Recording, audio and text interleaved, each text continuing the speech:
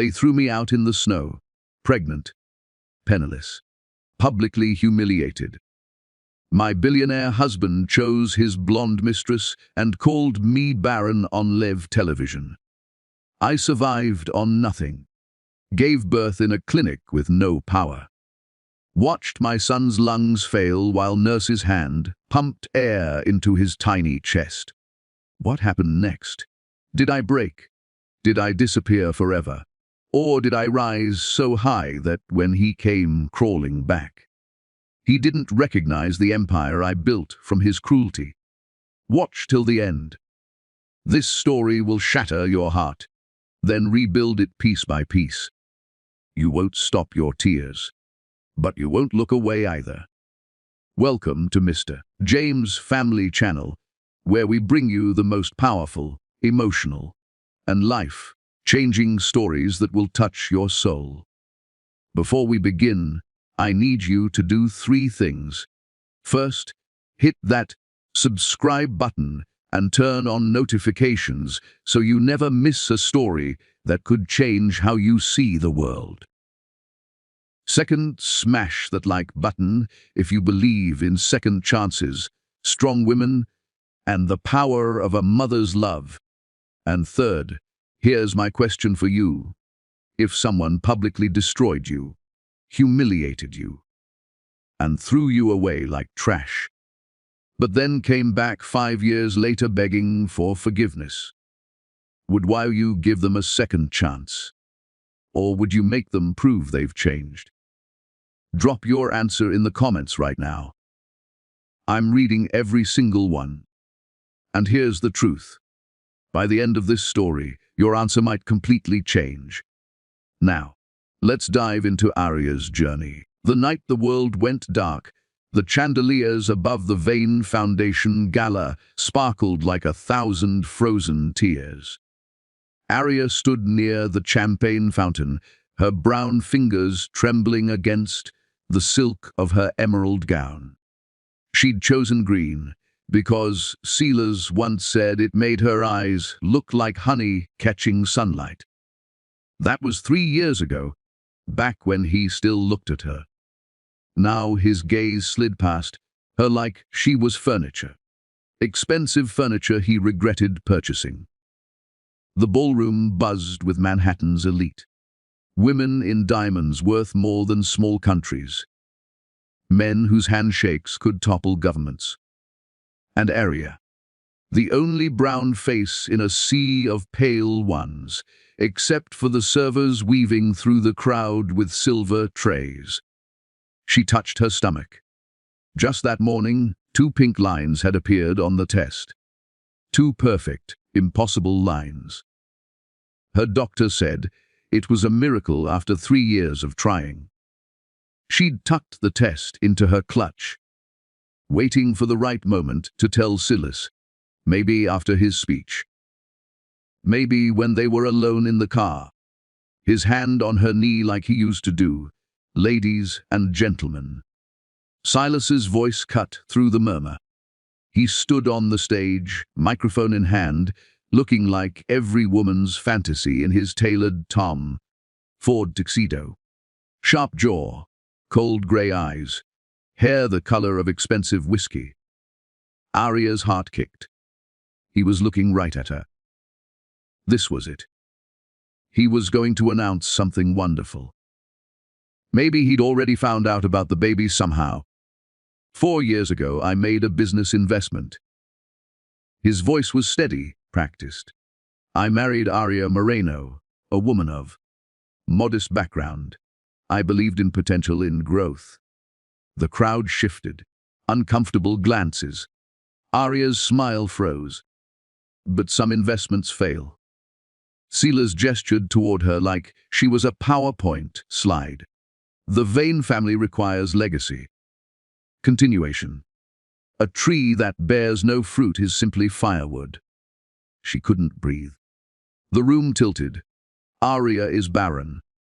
The word cracked across the ballroom like a gunshot. Modern medicine has confirmed what nature already knew. She cannot give me an heir. He paused, letting it sink in. which is why I'm announcing my engagement to Isabella Sterling, who is currently carrying my child. Our lawyers will finalize the annulment by Monday." The crowd exploded into whispers. Arya's legs stopped working. She gripped the fountain's edge, champagne splashing onto her shoes. Isabella Sterling emerged from the shadows in a white dress, her hand on a barely there bump, her smile sharp as broken glass. She was everything Arya wasn't: blonde, pale, connected. Her family owned Sterling Financial, the bank that held Silas's entire commercial real estate portfolio. Silas walked toward Arya, not with love, with purpose. He held out his hand. "The ring. Silas, please." Her voice cracked. "I need to tell you something." "The ring, Arya." Her fingers wouldn't move. That ring was the last piece of the girl who'd believed in fairy tales, who'd married a cold man, thinking her warmth could thaw him. He grabbed her hand, twisted. The ring came off, taking skin with it. Blood welled up on her finger. He didn't notice. He was already handing the ring to Isabella, who slipped it on with a giggle. "Security will escort you out," Silas said, his breath mint fresh, his eyes dead. "You have 1 hour to collect your things from the penthouse. After that, the locks change." "I'm pregnant." The words fell out of her mouth like stones. Silas laughed. Actually laughed. "My mother had 5 specialists examine you. You're as fertile as a salt flat." "Nice try." He turned his back. 2 security guards appeared at her elbows. Big men with earpieces and no sympathy. They walked her through the ballroom, past the staring faces, past the phones recording her humiliation for tomorrow's gossip sites, past the life she'd tried so hard to fit into. The lobby was marble and cold. Outside, snow fell in thick, wet clumps, the kind of February storm that buried the city. One of the guards handed her a small suitcase. "This is all we were instructed to give you." Then they shut the door. Arya stood on 5th Avenue in a designer gown and heels that cost more than her mother's monthly rent. Snow soaked through the silk immediately. She opened the suitcase. 3 changes of clothes. Her passport. Nothing else. No money, no phone, no keys. Her bank app was frozen. A red message: ACCOUNTBYP RIMARA HELDIA. Of course, everything had been in Silas's name. The apartment. The credit cards. She'd been so in love she'd signed everything he'd put in front of her. A cab slowed, saw her brown face and wet hair, and sped up, then another, then another. Arya walked. The gown dragged through slush. Her heels broke. She kept walking, one hand pressed to her stomach, where 2 tiny hearts were just beginning to beat. Somewhere behind her, Silas was probably kissing Isabella for the cameras. Somewhere ahead, in the storm, was a future she couldn't see yet. But inside her, despite everything, despite the cold and the cruelty and the public execution of her dignity, 2 small cells divided and multiplied and grew. She was not barren. She was a mother. And that truth, small as a mustard seed, would crack the foundation of Silas Vane's world. She just didn't know it yet. The snow fell harder. The city swallowed her whole. And in the warm ballroom she'd left behind, Lady Catherine Vane watched through the window, a smile playing at her lips. Everything was going according to plan. Except for one small problem. The medical records she'd forged, said Arya, couldn't conceive.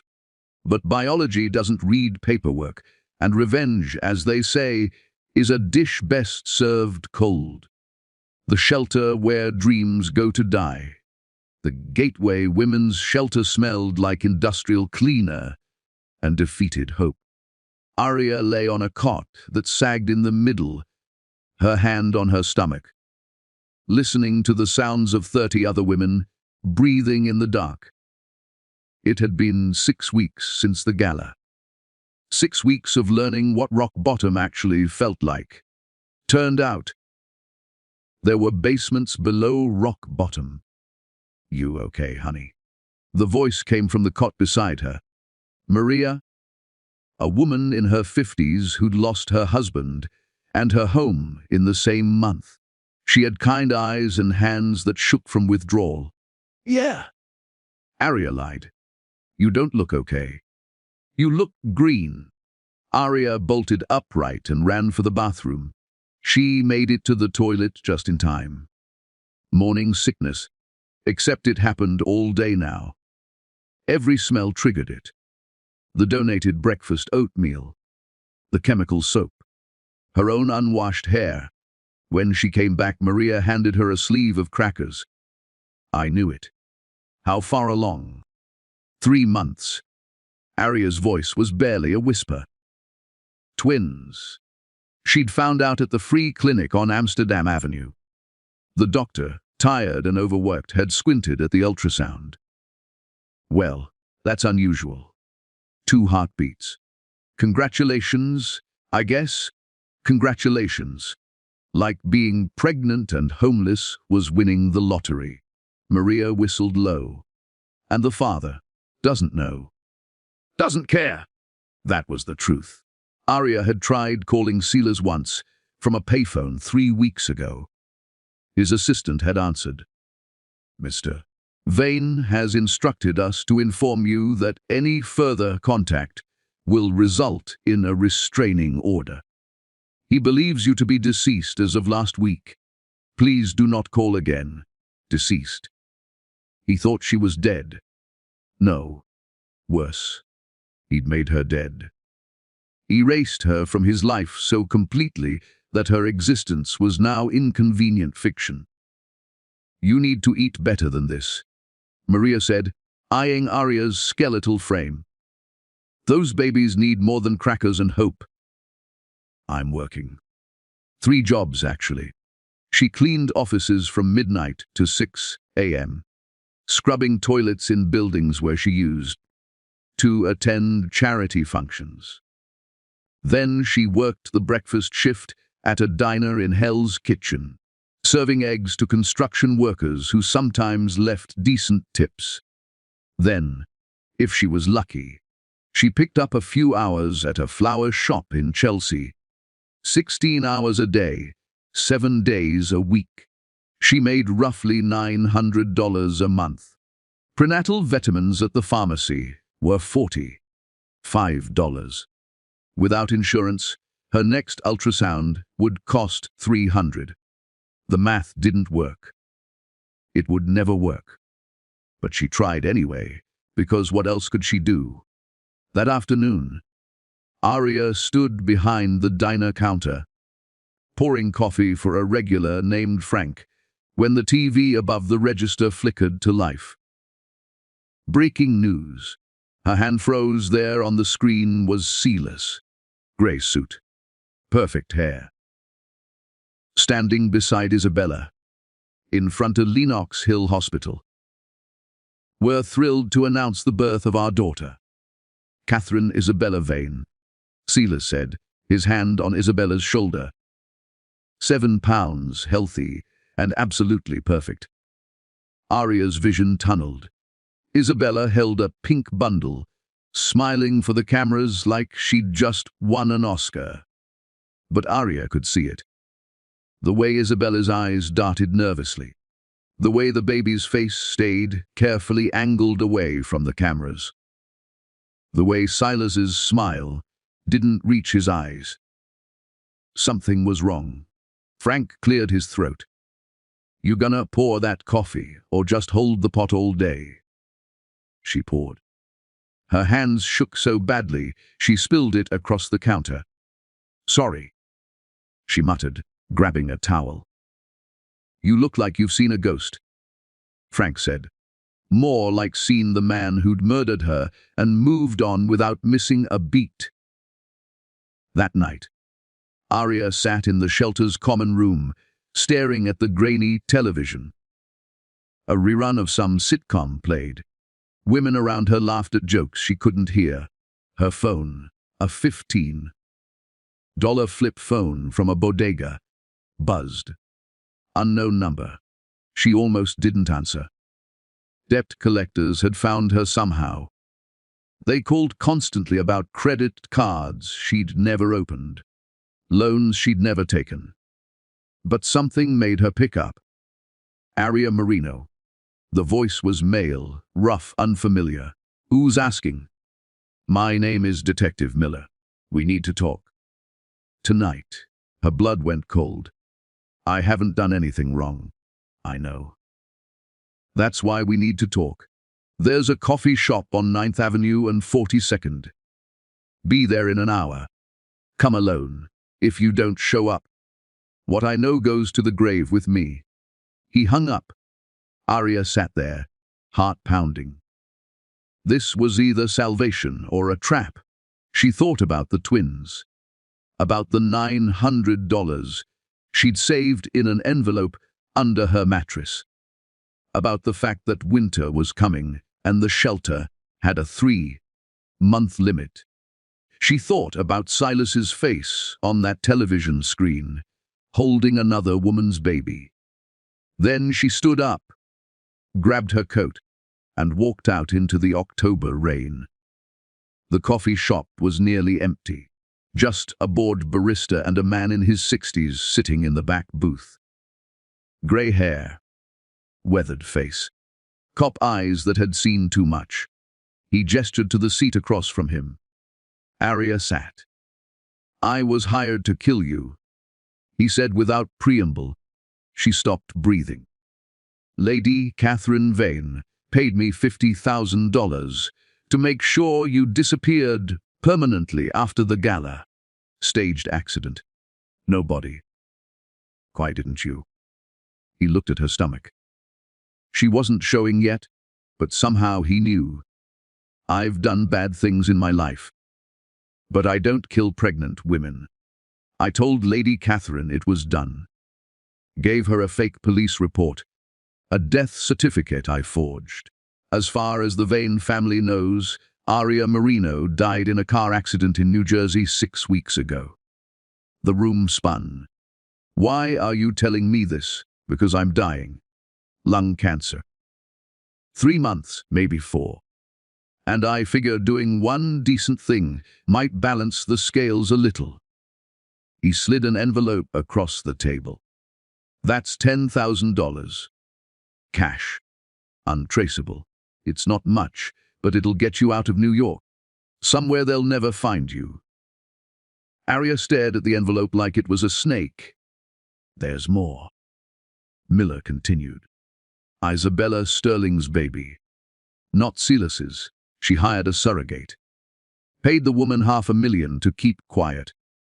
The baby's biological father is some medical student she was sleeping with at Columbia.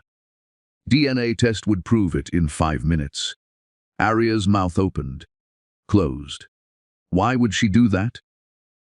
Same reason anyone does anything in that world. Money. Power. Silas Vane was desperate for an heir. Isabella gave him one. In exchange, he married into her family's bank. Win-win. He coughed hard. Except Silas has no idea he's raising someone else's kid. This was insane. All of it. What do I do with this information? Miller stood. That's up to you. But if I were you, I'd disappear. Build a new life. And when the time is right, when you're strong enough. He smiled, sad and knowing. You burn his whole world to the ground. He walked out. Arya sat there for an hour, the envelope in her hands. $10,000. The truth about Isabella. And inside her, 2 babies who would one day want to know who their father was. She made her decision. By morning, Arya Marino was gone, The woman who boarded the Greyhound bus to Seattle had no name yet. But she would.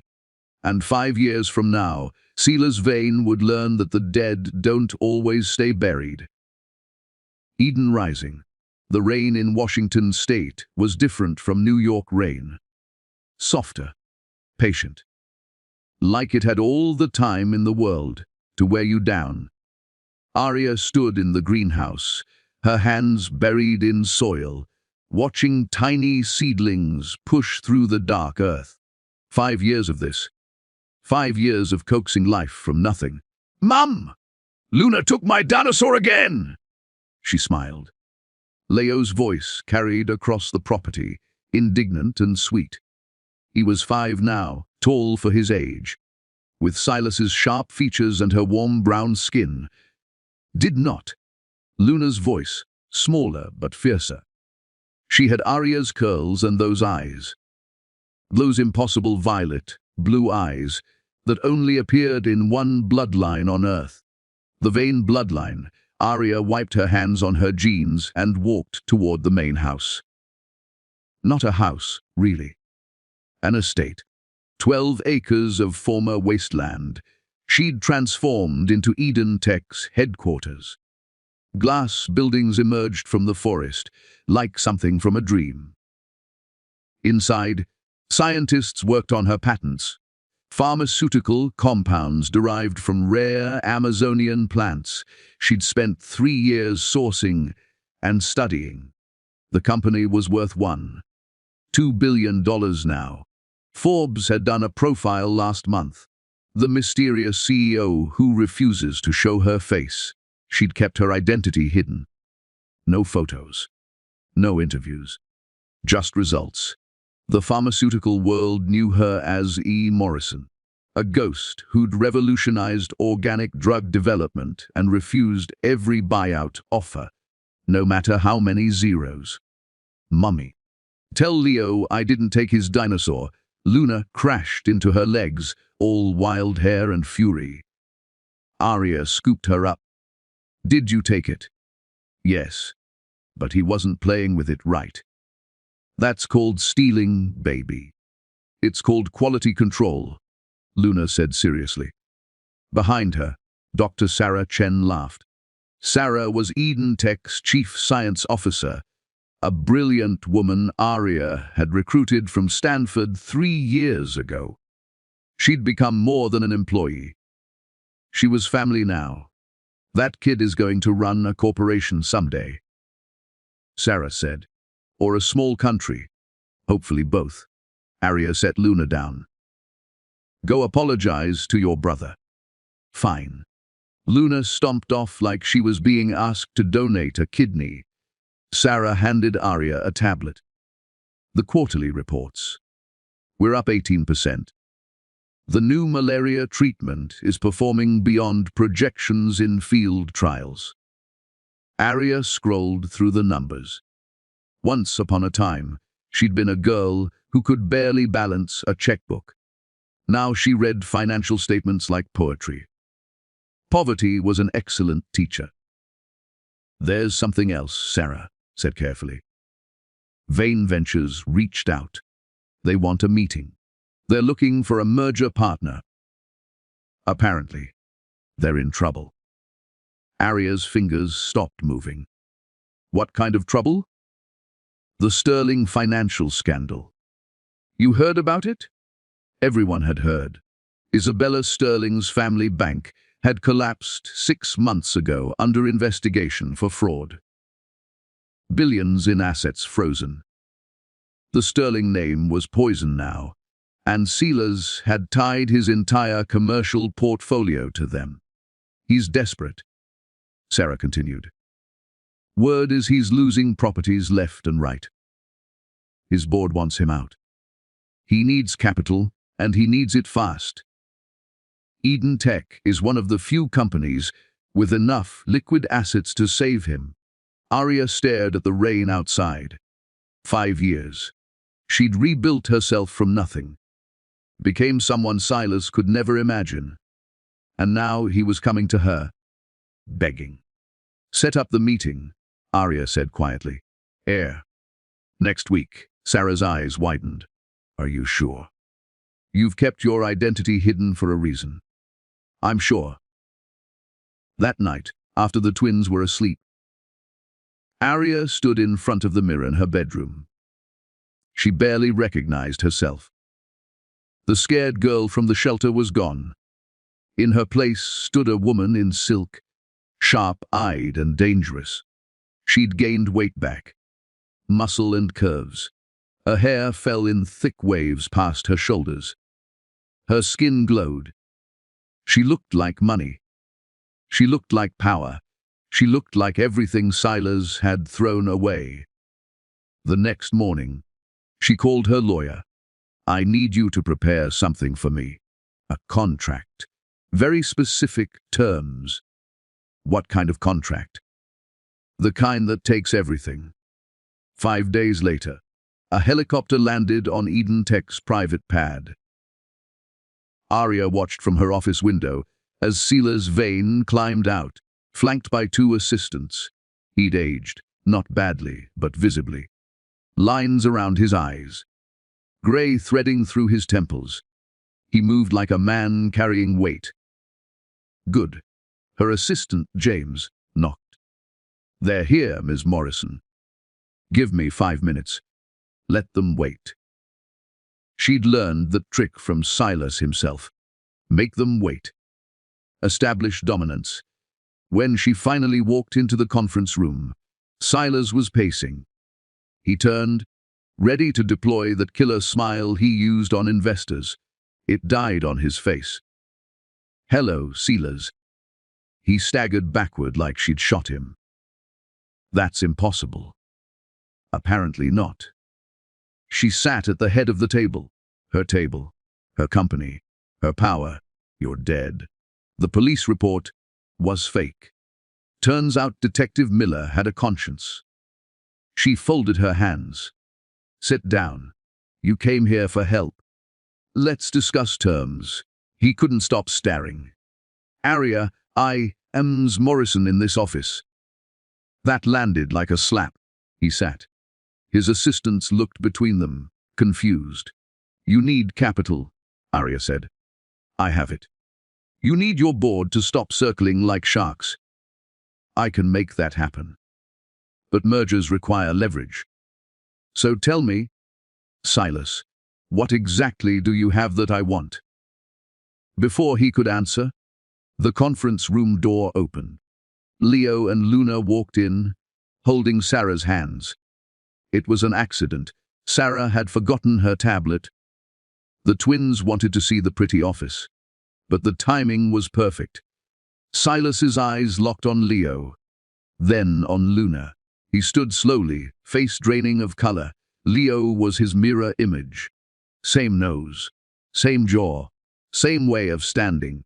But Luna had the eyes, vein violet blue, impossible, unmistakable. A genetic marker that appeared once every 3 generations, tied to a specific chromosome combination. Silas's grandmother had them. His great-uncle. Him. And now this tiny girl standing in Eden Tech's conference room, staring at him with curiosity and no recognition. Arya. His voice broke. How old are they? Mommy. Who's this? Leo asked. The word mommy hit Silas like a freight train. Just a businessman, baby? Arya said softly. Sarah, can you take them to the garden? Sarah hustled them out quickly, but not before Luna waved at Silas with a smile. The door closed. Silence. They're 5. It wasn't a question. Yes, the night of the gala, you said you were pregnant. I didn't believe you. I know. He sat down hard. My eyes. She has my family's eyes. That's genetically impossible unless she's yours. Which she is. They both are. Silas's hands were shaking. Actually shaking. Why didn't you tell me? Arya laughed, sharp and cold. You mean after you called me Barren, in front of 300 people? After you had your security throw me into a blizzard? After your mother paid someone to kill me. She leaned forward. I tried to tell you that night, Silas. You called me a liar, so I stopped trying. I have a daughter, he whispered. A son, twins, none. Arya's voice cut like glass. You have nothing. I have twins.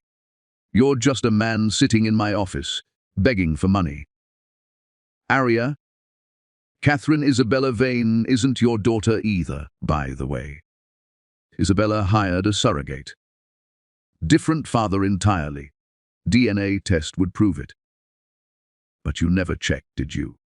You were so desperate for an heir you didn't bother with details.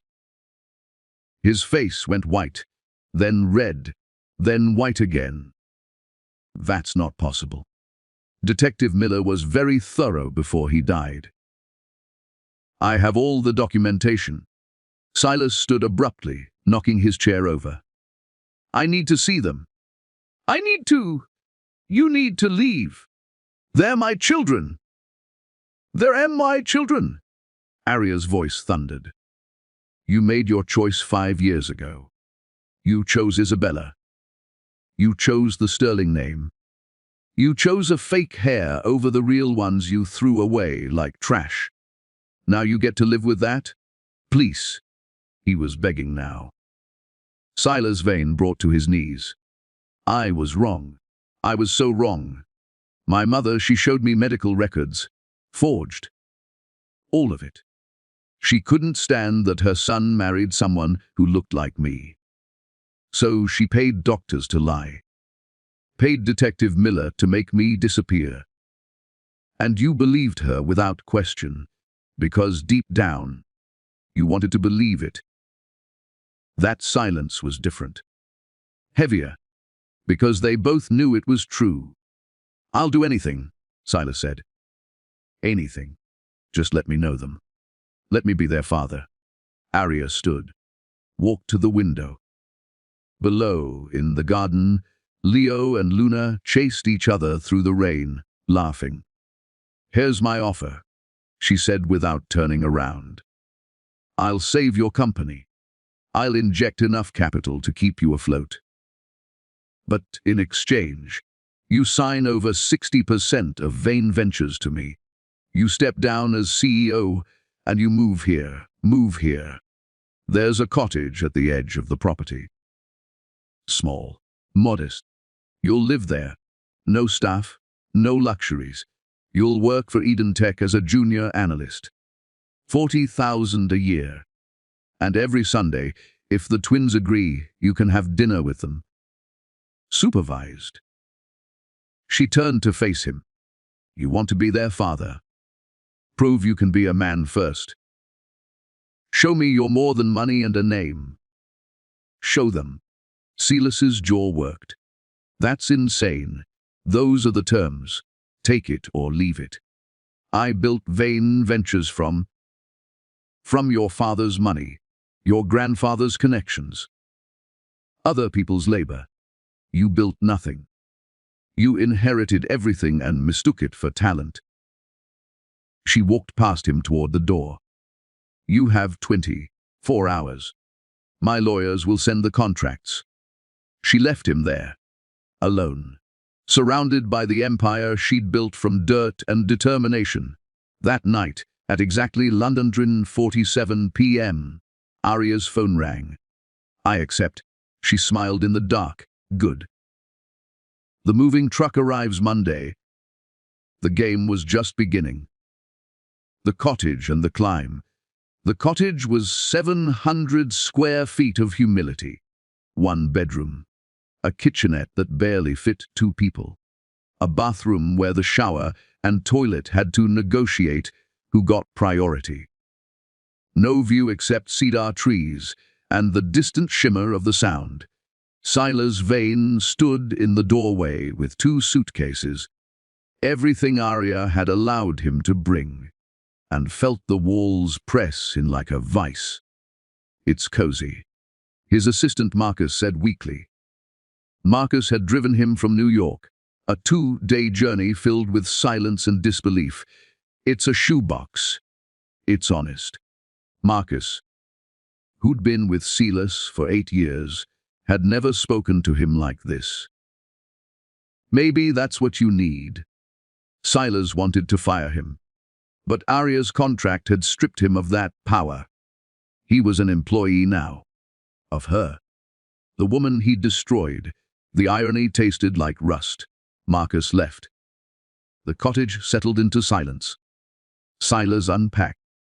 Clothes he'd never wash properly, because he'd never washed his own clothes in his life. Toiletries from a drugstore, because his Italian cologne wasn't in the approved budget. A laptop he'd use for his new job, analyzing market trends for Eden Tech's agricultural division. He'd gone from commanding boardrooms to preparing PowerPoints for people half his age. That first night, he made instant ramen for dinner because it was all he knew how to prepare. That didn't require a private chef. It was terrible. He ate it anyway, staring at the bare walls, wondering if this was what rock bottom felt like. Except it wasn't. Because the next morning, he saw them. Leo and Luna were playing in the garden behind the main house. He watched from the cottage window, hidden behind thin curtains. Leo built an elaborate fort from sticks. Luna knocked it down and rebuilt it, better, which started an argument that ended with both of them laughing. They had his laugh, both of them. That sharp, unexpected bark of joy he only remembered feeling as a child, before business school trained it out of him. Sarah Chen spotted him watching. She walked over, knocked on his door. "Stalking isn't a good look," she said when he answered.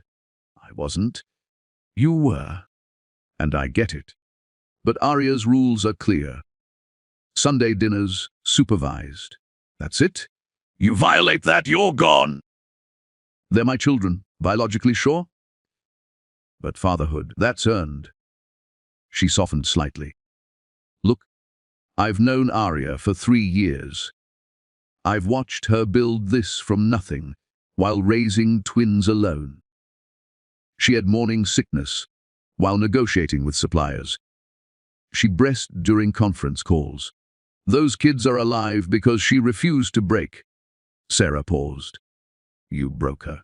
So yeah, you don't get access just because you donated DNA." She walked away. Silas stood there, chastened and furious and heartbroken all at once. His first day at Eden Tech was worse. His supervisor was a 26-year-old named Derek who called him Silas instead of Miseka. Vain and explained spreadsheet formulas like he was talking to a child. "So basically, we track seasonal crop yields against market fluctuation. Easy stuff. Think you can handle it." Silas had been managing billion-dollar portfolios since Derek was in middle school, but he nodded. "I'll manage." Lunch was in the company cafeteria, subsidized meals, everyone equal. He sat alone, eating a sandwich that tasted like cardboard, watching Arya through the glass walls of her office. She was in a meeting with investors, confident, commanding, beautiful in a way that had nothing to do with how she looked and everything to do with what she'd become. Someone sat across from him, a woman. Latina, maybe early 30s. Dark eyes that saw too much. "You're him," she said. "The ex-husband, news travels. In a company this small, everyone knows everything." She extended her hand. "Rosa Delgado, head of security." He shook it. Her grip was firm. "Cop strong. Let me guess," Silas said. "You're here to warn me away." "Nope. Here to tell you a story." She bit into an apple. 5 years ago, I was working private security in Seattle. Got a call about a woman squatting in an abandoned building on the south side. Pregnant. Sick. Wouldn't go to a shelter because she was terrified someone would find her. Silas's chest tightened. That was Arya. I was supposed to arrest her for trespassing. Instead, I bought her groceries. Sat with her while she cried. She told me about a man who threw her away. About babies she was determined to, even if it killed her. Rosa's eyes were hard. She almost died, you know. Premature labor at 30, 2 weeks, twins born in a clinic with no ICU. Leo's lungs weren't developed. They kept him alive with a hand pump while Arya hemorrhaged. Silas couldn't breathe. Why are you telling me this? Because you need to understand what it cost her to survive you. What it cost those kids to make it into this world. Rosa stood. Sunday dinner is your audition. Don't waste it. She left him there, surrounded by people who knew his story and hated him for it. That Sunday came too slowly and too fast. Arya's dining room was warm. Candles, fresh flowers. The smell of something cooking that made his stomach growl. He'd been living on cereal and sandwiches all week. Leo and Luna sat on one side of the table, Arya at the head. An empty chair across from the twins. For him. Ground rules. Arya said as he sat. No talk about money. No questions about the past. You're here to get to know them, not interrogate them. Understood. Luna stared at him with those impossible eyes. Are you the man from the office? I am. Do you have a name? Silas? That's a weird name, Leo said. Lo, Arya warned. It's okay. Silas tried to smile. It is pretty weird. It means forest in Latin. We'll live in a forest, Luna said. So I guess it fits. Dinner was roast chicken with vegetables from Eden Tech's greenhouses. Arya served the twins first. Then herself. Then him. The hierarchy was clear. What do you do here? Leo asked, pushing peas around his plate. I work with numbers. Help figure out what crops to plant, when to sell them. That sounds boring. It is a little. What did you do before? Luna asked. The question landed like a grenade. Silas glanced at Arya. She gave him nothing. I worked with buildings, buying and selling them. Like Monopoly. Exactly like Monopoly. Did you win? He thought about the penthouse he'd lost. The empire crumbling. The wife he'd traded for a fraud. Not really. After dinner, the twins showed him their room. Bunk beds they decorated with drawings. A shelf of books. A terrarium with a lizard named Gerald. Mom says you're staying in the cottage. Leo said. I am. Is it nice? Silas thought about the bare walls. The futon mattress.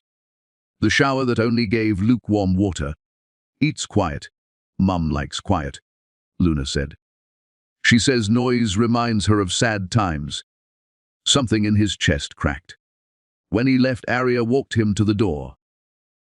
They're extraordinary, he said. I know. How did you do it? And she looked at him for a long time. You don't get to ask me that yet. Maybe ever. But I'll tell you this every night. I made them promise not to be like you. To value people over profit. To never throw anyone away for convenience. I was wrong, Arya. About everything. I know. But knowing you were wrong doesn't erase what you did. You don't get forgiveness just because you finally feel bad. She closed the door. He walked back to the cottage through the dark. That night, he didn't sleep. He thought about Leo's lungs not working. About Arya bleeding out in some clinic. About how close he'd come to having nothing because he'd valued the wrong things. The next morning, he showed up to work early. Derek looked surprised. You're here before me. Won't happen again, Silas said. But today, I need you to teach me everything I don't know. That could take a while. Good. I've got time. And for the first time in his life, Silas Vane stopped performing, stopped pretending he didn't need help, and started learning what it meant to build something real. The unraveling. Lady Catherine Vane arrived in Washington on a Tuesday afternoon with all the subtlety of an invading army. 2 black SUVs, 4 assistants, enough Louis Vuitton luggage to clothe a small nation. She'd tracked Silas down through private investigators, expensive ones who asked no questions and delivered results. Her son, the heir to the Vane empire, living in a cottage like some kind of pauper. It was unacceptable. She swept into Eden Tech's lobby wearing Chanel and contempt. "I'm here to see Silas Vane." The receptionist, a young woman named Amy, didn't blink. "Do you have an appointment?" "I'm his mother." "That's not an appointment." Lady Catherine's nostrils flared. "Do you know who I am?" "Lady Catherine Vane." "Yes, ma'am." "Still need an appointment." Before Catherine could detonate, Arya appeared. She'd been alerted the moment the SUVs crossed onto the property. Rosa's security team was thorough. "Catherine." Catherine turned. For a moment, recognition didn't click. This tall, confident woman in a tailored suit bore no resemblance to the trembling girl she'd destroyed 5 years ago. Then it hit. "You..." Arya smiled, "Still not dead, unfortunately. Come. Let's talk in my office." The office was glass and steel with a view of the Sound. Photos on the desk, the twins at the beach. The twins in the greenhouse. No photos of Silas. Catherine sat like she was evaluating furniture. "I don't know what game you're playing, but it ends now." "I'm not playing anything." "Your son asked for help. I provided terms. He accepted. You're holding him hostage. I'm employing him. There's a difference. He's living in a shack. He's living within his means. Something he's never done before." Catherine stood abruptly. "You were supposed to be dead. I paid for you to be dead." There it was. The admission. Arya pressed a button on her desk. Rosa entered, holding a tablet. "Catherine Vane." "You're under arrest for solicitation of murder," Rosa said. She wasn't a cop anymore, but she had friends who were. Very good friends. Catherine's face went purple. "You can't prove anything. Detective Miller kept excellent records before he died. Bank transfers, recorded conversations, signed contracts." Arya's voice was ice. "He left everything to me. Insurance, he called it." 2 actual police officers entered. Seattle PD, badges out. Catherine looked between them and Arya. "Silas will never forgive you for this." "Silas doesn't have to. I'm not doing this for him." As they led Catherine out, she turned one last time. "Those children aren't yours. They're Vane's. Our blood. Our legacy. You can't keep them from their heritage." "Their heritage," Arya said softly, "is what I teach them. And I'm teaching them that cruelty has consequences." The door closed. Rosa whistled. That was cold. That was justice. That evening, Silas appeared at the main house frantic. "Where's my mother?" "Her assistant says she was arrested." Arya was reading to the twins in the library. "She was. For trying to have me killed." Leo's eyes went wide. "Someone tried to kill you, Mum. A long time ago, baby." "I'm fine now." "Was it her?" Luna pointed at Silas, his mum. The room went silent. Silas knelt down. "Eye level with them." "Yes." My mother did something unforgivable, and I didn't know, but that doesn't excuse it. I'm sorry. I'm so sorry. Luna studied him seriously. Do you love your mom even though she's mean? I don't know anymore. That's sad. Tears hit Silas's eyes before he could stop them. Yeah. It really is. Leo, always the empathetic one, reached out and touched Silas's hand, just briefly. It's okay to be sad. Mom says feelings aren't wrong. Just what you do with them. Silas looked at Arya. You teach them that. Among other things. After the twins went to bed, Silas stayed. I should hate you, he said, for arresting my mother, but you don't. No. Because she tried to kill you. And if she'd succeeded, he couldn't finish. They sat in the library, the fire crackling. For the first time in 5 years, they weren't enemies in the same room. Isabella left. Silas said suddenly. 6 months ago, right before the scandal broke, took Catherine, the baby, and disappeared. Turns out you were right. DNA test proved she wasn't mine. Isabella's been blackmailing me ever since, threatening to go public unless I paid her. How much? Everything I had left. Arya absorbed this. What did you do? I told her to publish whatever she wanted. That I was done being afraid of the truth. He laughed bitterly.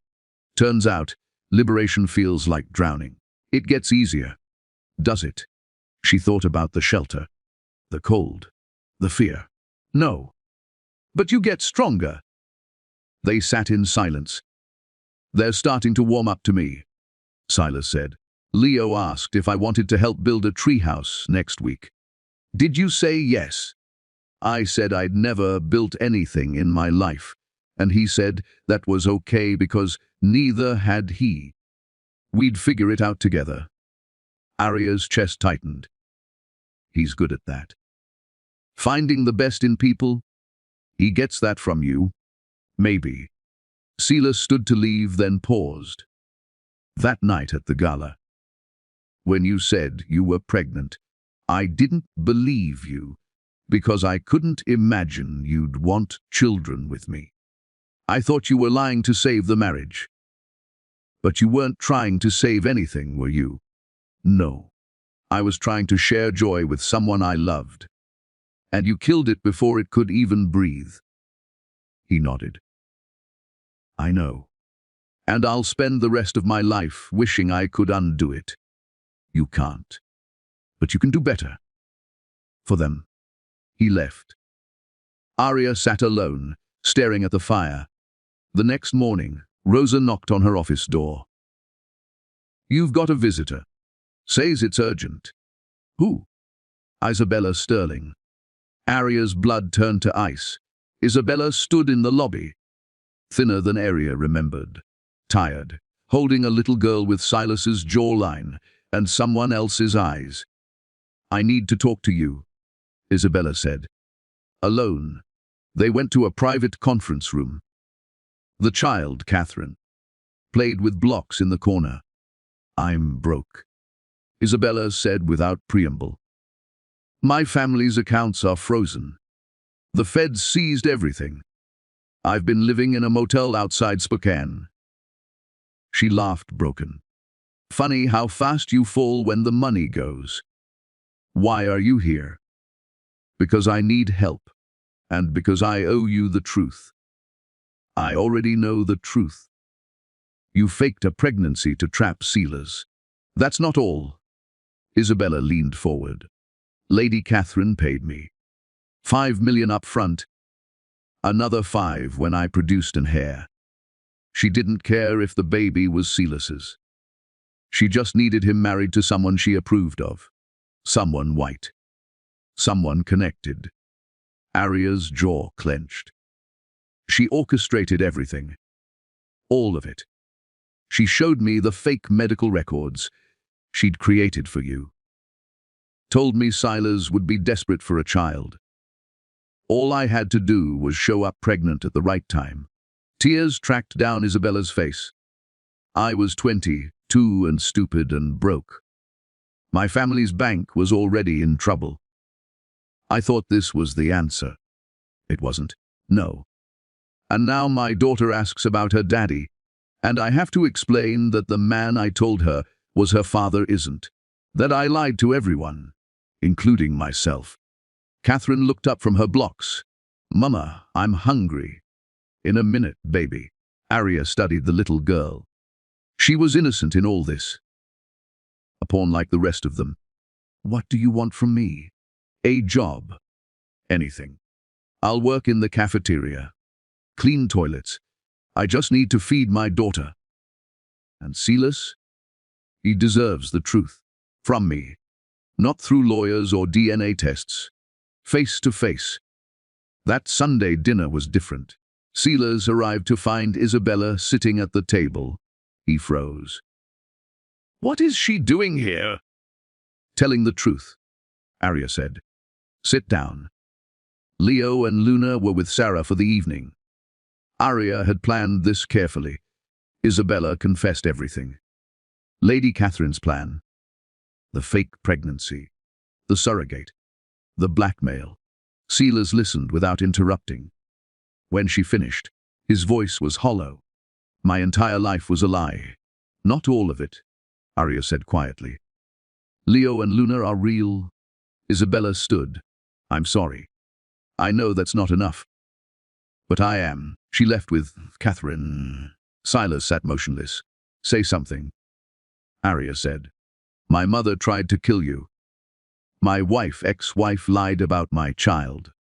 I threw away the only real thing I ever had. He looked at her. How do I come back from that? You don't come back. You move forward. You build something new. With you. With Leo and Luna. That's all I'm offering right now. That's more than I deserve. I know. But that night, when Arya tucked the twins into bed, Luna asked a question that changed everything. Mum, is Silas our dad? Arya's breath caught. What makes you ask that? He has my eyes. And Leo's nose. Sarah says that's called genetics. From the top bunk, Leo chimed in. And he's trying really hard. Like really, really hard. Only dads try that hard. Arya sat on the edge of Luna's bed. What'd you want him to be? They looked at each other.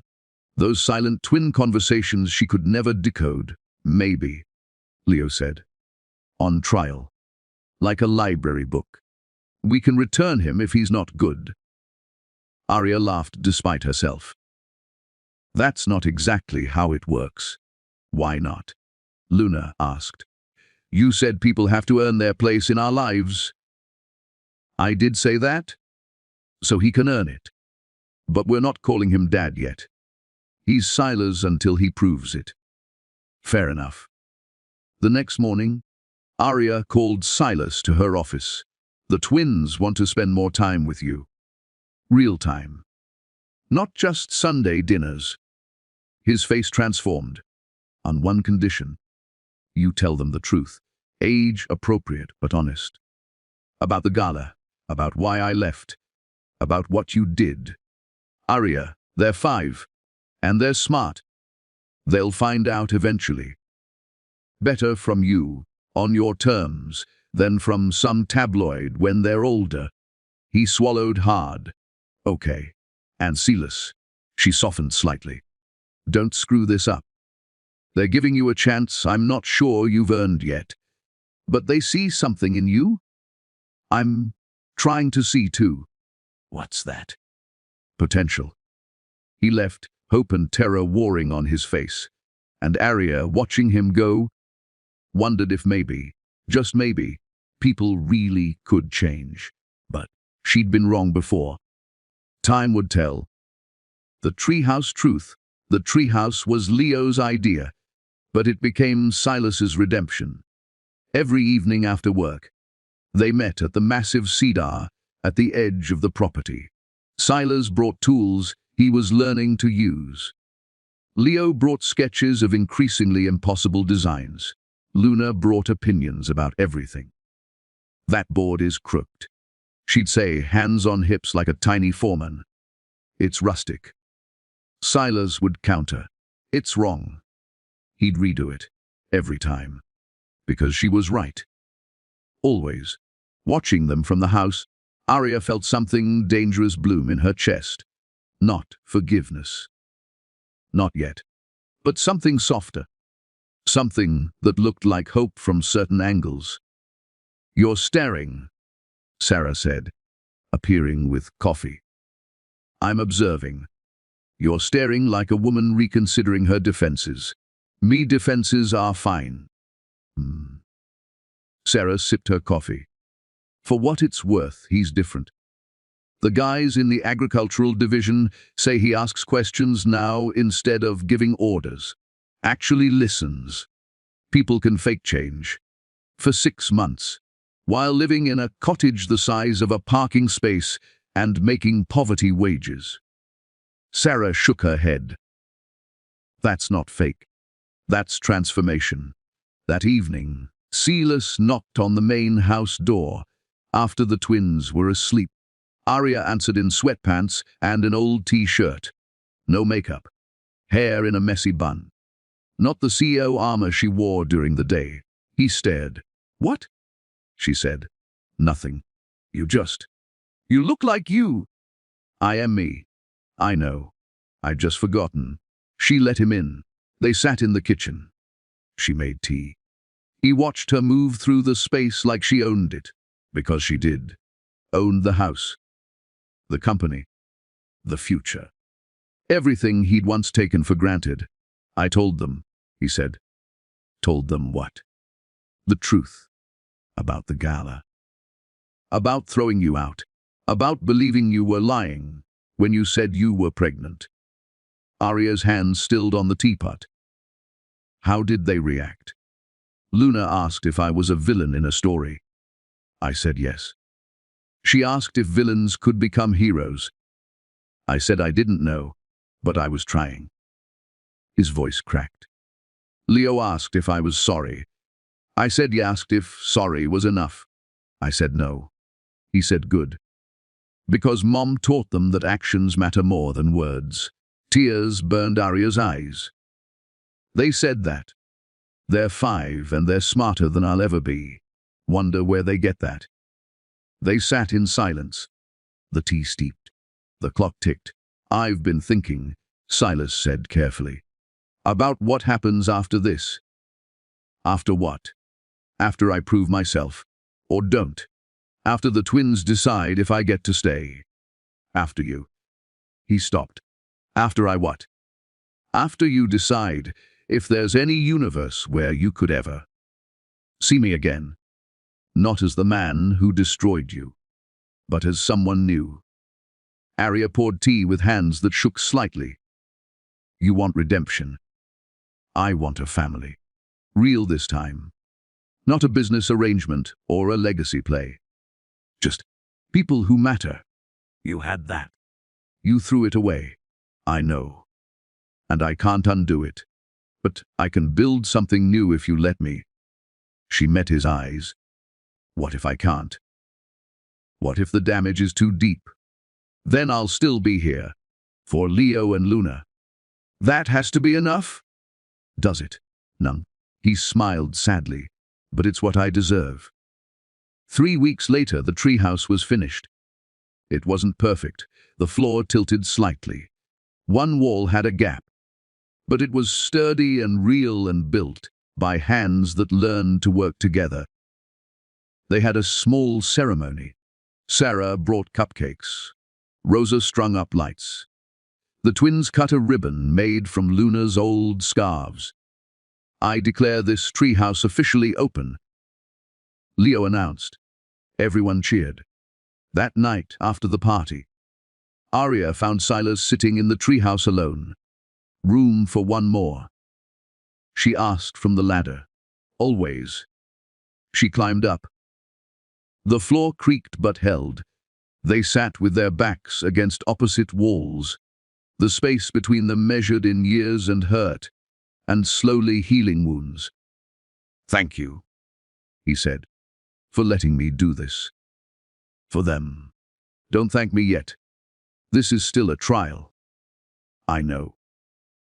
But for the first time in my life, I'm not trying to win. I'm just trying to be present. She studied him. The grey in his hair, the calluses on his hands from real work, the way he talked about the twins like they were miracles instead of assets. You've changed. She admitted. The old Silas couldn't survive here. He was too brittle. Too afraid. Afraid of what? Being ordinary. Being insufficient. Being seen as less than. He laughed. Turns out, ordinary is where the real stuff lives. The stuff that matters. Arya's phone buzzed. A reminder about tomorrow's board meeting. About the pharmaceutical launch. About the empire she'd built while he crumbled. I should go, she said. Wait. He pulled something from his pocket. I wrote you a letter. Read it when you're ready. Or don't. But I needed to say things I couldn't say out loud. She took it. Their fingers brushed. With Leo and Luna. That's all I'm offering right now. That's more than I deserve. I know. But that night, when Arya tucked the twins into bed, Luna asked a question that changed everything. Mum, is Silas our dad? Arya's breath caught. What makes you ask that? He has my eyes. And Leo's nose. Sarah says that's called genetics. From the top bunk, Leo chimed in. And he's trying really hard. Like really, really hard. Only dads try that hard. Arya sat on the edge of Luna's bed. What'd you want him to be? They looked at each other. Those silent twin conversations she could never decode. Maybe, Leo said. On trial. Like a library book. We can return him if he's not good. Arya laughed despite herself. That's not exactly how it works. Why not? Luna asked. You said people have to earn their place in our lives. I did say that. So he can earn it. But we're not calling him Dad yet. He's Silas until he proves it. Fair enough. The next morning, Arya called Silas to her office. The twins want to spend more time with you. Real time. Not just Sunday dinners. His face transformed, on one condition. You tell them the truth. Age appropriate but honest. About the gala. About why I left. About what you did. Arya, they're 5. And they're smart. They'll find out eventually. Better from you, on your terms, than from some tabloid when they're older.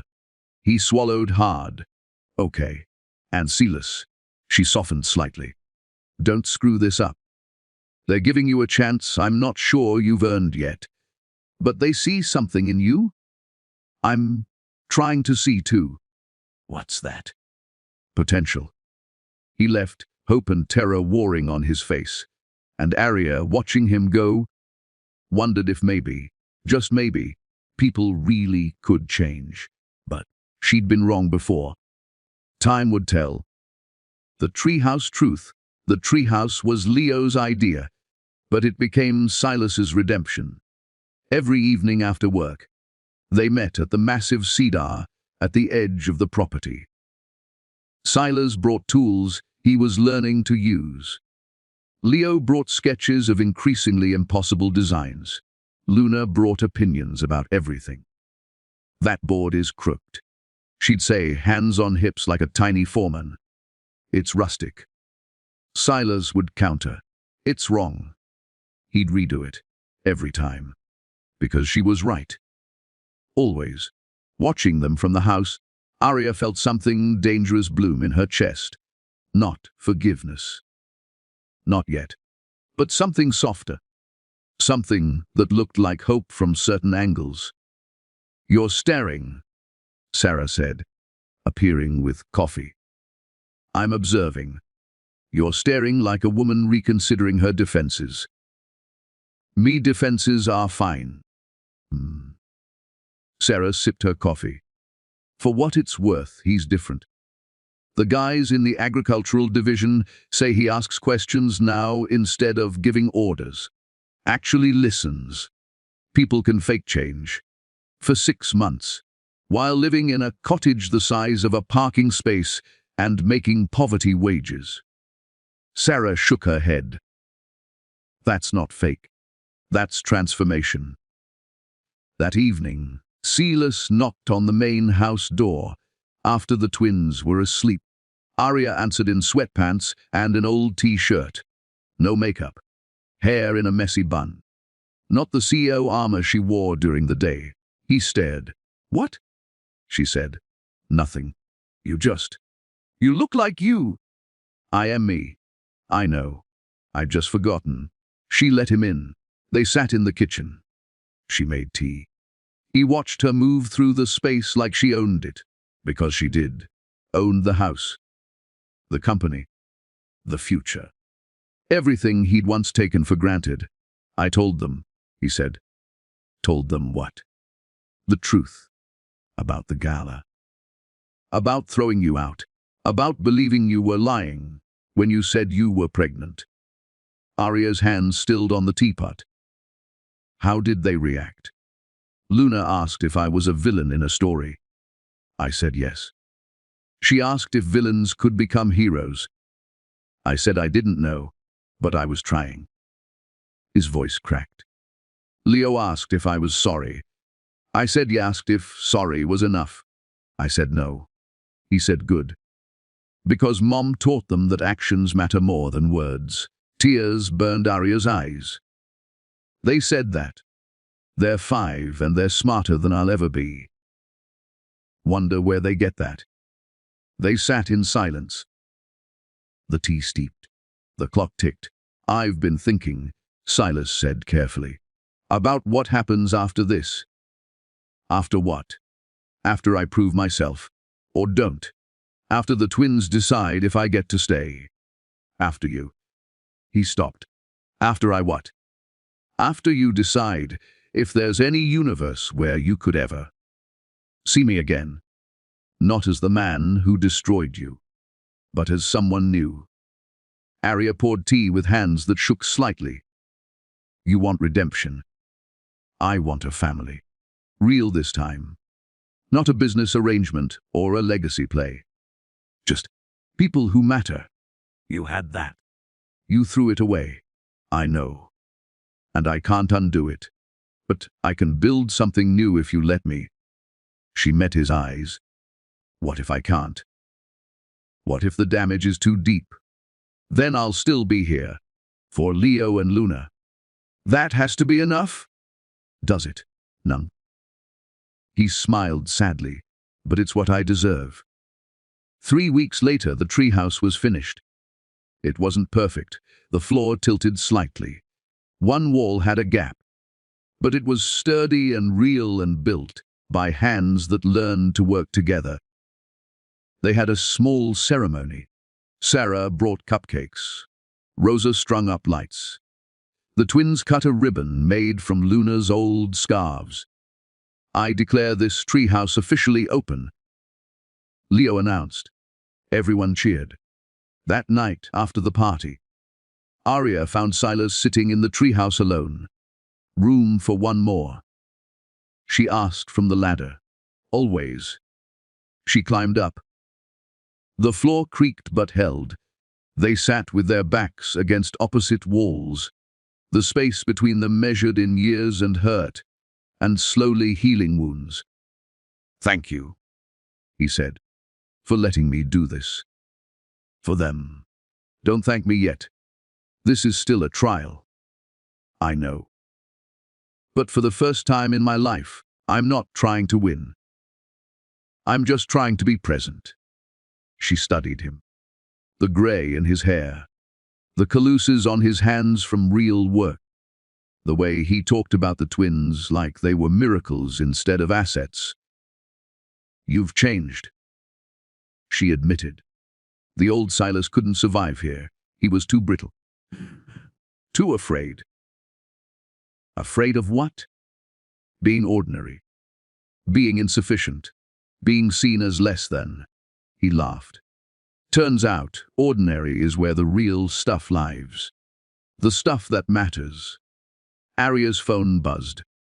A reminder about tomorrow's board meeting. About the pharmaceutical launch. About the empire she'd built while he crumbled. I should go, she said. Wait. He pulled something from his pocket.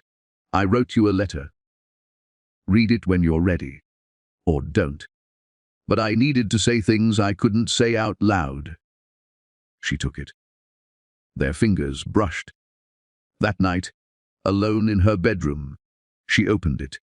Arya, I don't know how to start this except to say I'm sorry. I've said it before, but words without context are just noise. So here's the context. I'm sorry for believing my mother's lies because they were easier than confronting my own prejudice. I'm sorry for valuing what you represented, beauty, warmth, difference, without valuing who you were. I'm sorry for treating you like an acquisition instead of a partner. I'm sorry for humiliating you in front of people who never deserved to judge you. I'm sorry for the blizzard, for the locked accounts, for every casual cruelty I inflicted because I could, but most of all, I'm sorry I missed it. The miracle of Leo and Luna. The first kicks, the first ultrasound, the moment they were born. I'm sorry I chose pride over presence. You asked me once why I married you. I said it was because you were different. That was a lie, or a partial truth. I married you because when you looked at me, you saw someone worth believing in. Not my money or my name, just me, Celis, the man underneath, and it terrified me, because I didn't know who that man was. I'd spent my whole life being what my family expected, what the business world demanded. I never learned to be real. You were real, unapologetically, courageously.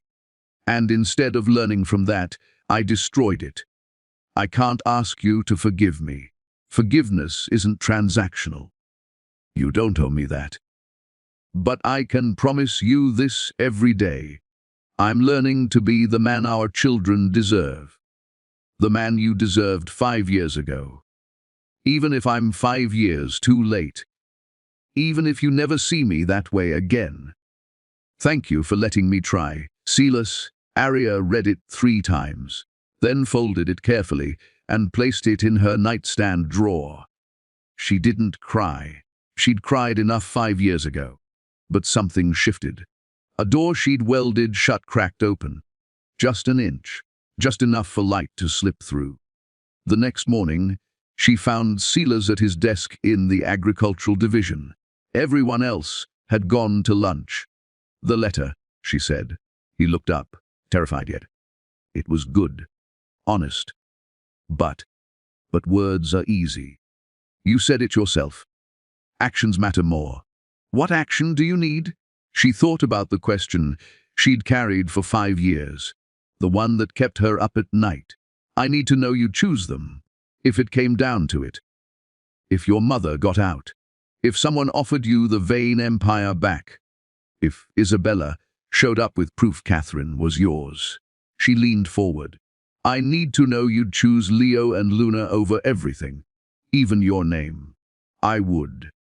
Prove it. How? Your mother's trial is next month. You'll be asked to testify. The prosecution wants your statement about her character. Her lawyer will pressure you to defend her. The Vane family lawyer will threaten your inheritance. She paused. Tell the truth. All of it. No matter what it costs. His face went pale. That would destroy what's left of the family name. I know. My grandmother's legacy is built on lies and cruelty. Let it burn. He sat back, processing. If I do this, I lose everything. The Vane Trust. The estate. My name in every boardroom that matters. You'll have a cottage. A $40,000 job. And 2 kids who might, eventually, call you Dad. That's not a fair trade by most standards. No, Arya agreed. It's better. He looked at her for a long time, then nodded. Okay, I'll testify. Full truth. No protection, Arya's breath caught. You mean it? Every word. He stood. Because you're right. My mother tried to erase you. Erase them. That's unforgivable. And if burning the vain name to the ground is what it takes to prove I'm not her, he smiled, then let it burn. For the first time in 5 years, Arya believed him. Not because of his words, but because of what those words would cost. And that, she was learning, was how you measured real change. Not in what someone said, but in what they were willing to lose. The man who rebuilt everything. The courtroom was old oak and cold judgment. Silas sat in the witness box, hand on the Bible, surrounded by people who'd once respected the vain name. Reporters filled the gallery. Cameras waited outside for the statement that would make headlines. Lady Catherine sat at the defense table in Chanel and handcuffs. Her lawyer, a shark named Morrison, looked confident. After all, what son would destroy his own mother? The prosecutor, a woman named Valdez, stood. Mr. Vane, please state your relationship to the defendant. She's my mother. And are you here today under any duress or coercion? No, Valdez nodded. Can you tell the court about the events of February 2020, specifically regarding your ex-wife, Arya Moreno? Silas looked at Arya. She sat in the front row, flanked by Sarah and Rosa. No twins, they were too young for this. But she was there. Steady, strong, he took a breath. My mother hated Arya from the day I introduced them. Not because of who Arya was, but because of what she represented. Someone outside our world. Someone who didn't fit the carefully curated Vane image. His voice was steady. She forged medical records to make me believe Arya was infertile. She did this to manipulate me into ending the marriage. Gasps from the gallery. Morrison jumped up. Objection! Speculation. I have the doctor's signed affidavit. Valdez said calmly. Ducker. Richard Chen was paid $200,000 by Lady Catherine Vane to falsify test results. He's already pled guilty to medical fraud. The judge waved Morrison down. Continue, Mr. Vane. When I announced the annulment at a public event, my mother was pleased. She told me I was correcting a mistake when Arya disappeared shortly after, when I thought she'd died. My mother expressed relief, said it was cleaner this way. Catherine's face was stone. I didn't know then that she'd hired Detective Miller to kill Arya. I didn't know Arya was pregnant with my children. I didn't know any of it, because I was too busy being the son my mother wanted instead of the man I should have been. Morrison stood. Your Honor, this is character assassination. This is testimony. Valdez cut in.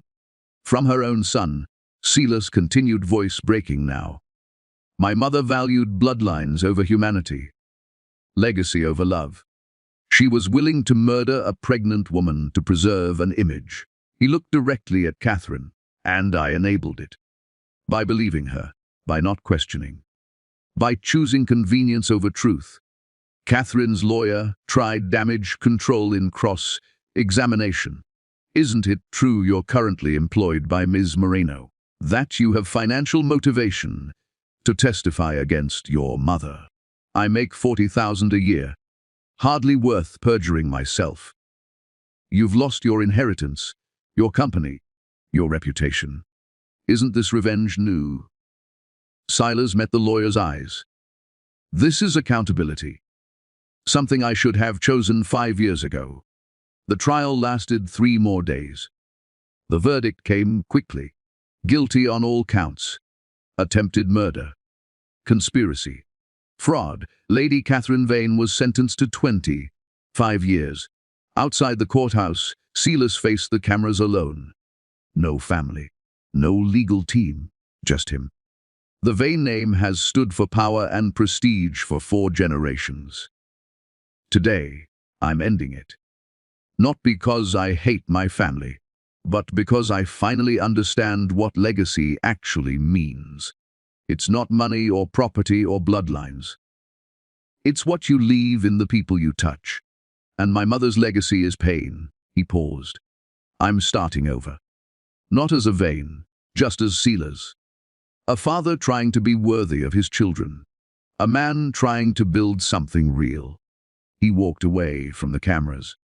Away from the name. Away from everything he'd once believed made him matter, and walked toward the car where Arya waited. She didn't say anything. Just drove. They picked up the twins from Sarah's house. Leo and Luna ran to the car, oblivious to the weight of the day. Did you tell the truth? Leo did. Was it hard? Very. Good, Luna said matter-of-factly. Hard things make you stronger. Mom says so. That night, they had dinner at the main house.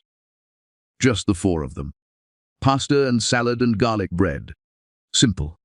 Real. Can I ask you something? Leo said between bites.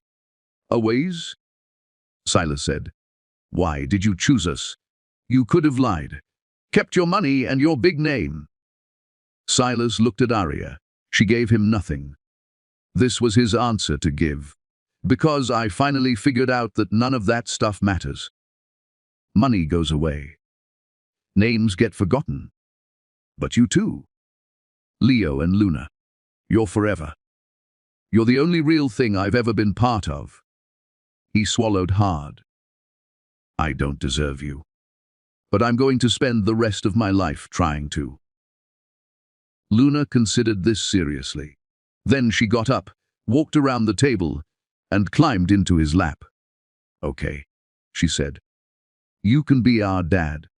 On probation. What's probation? Leo asked. It means we're watching him. Luna explained. If he messes up? Silas laughed through tears. Deal. Leo joined them. Then Arya. All 4 of them tangled together in a chair meant for one. It wasn't perfect. It wasn't erasing the past. But it was real. That night, after the twins were asleep, Silas walked Arya to her room. Thank you, he said, for letting me prove myself. You're not done proving yet, I know. But can I ask you something?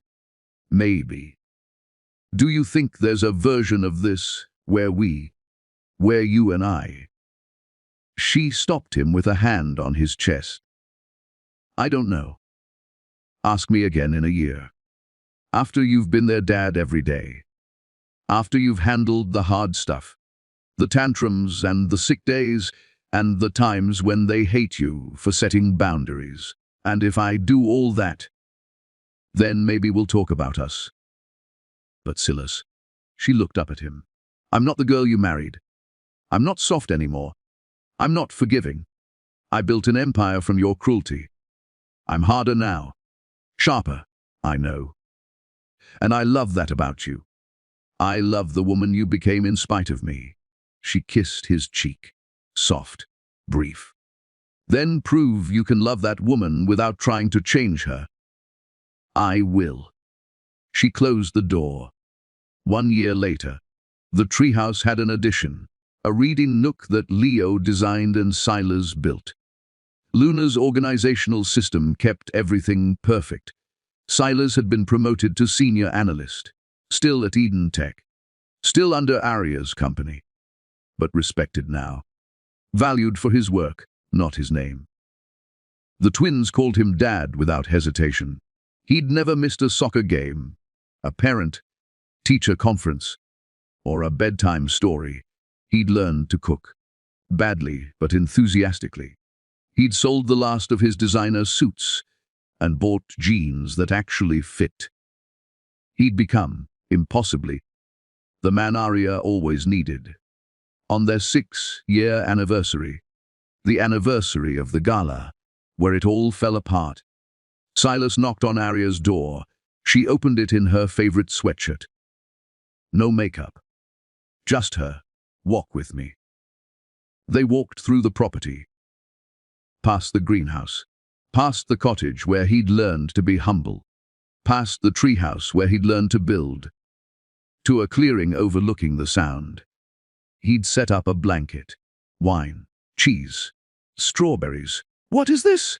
she asked. "A do-over of our first date. Remember, I took you to that expensive restaurant and ordered for you without asking what you wanted." She laughed. "You ordered foie gras. I'm vegetarian. I was an asshole." "You really were." They sat, watched the sunset paint the water gold and purple. "I asked you a year ago if you could see a future with me," Silas said. "You told me to ask again after I'd proven myself as a father." "I remember. So I'm asking, can you see it? A future where we're not just co-parents, but partners. Where I get to love you the way I should have from the start." Arya was quiet for a long time. "I see possibilities," she finally said. "I see a man who chose the hard road, who lost everything and found something better, who loves our children fiercely and honestly. But I'm scared of going back, of trusting again and being wrong." He took her hand, gently, asking, not taking.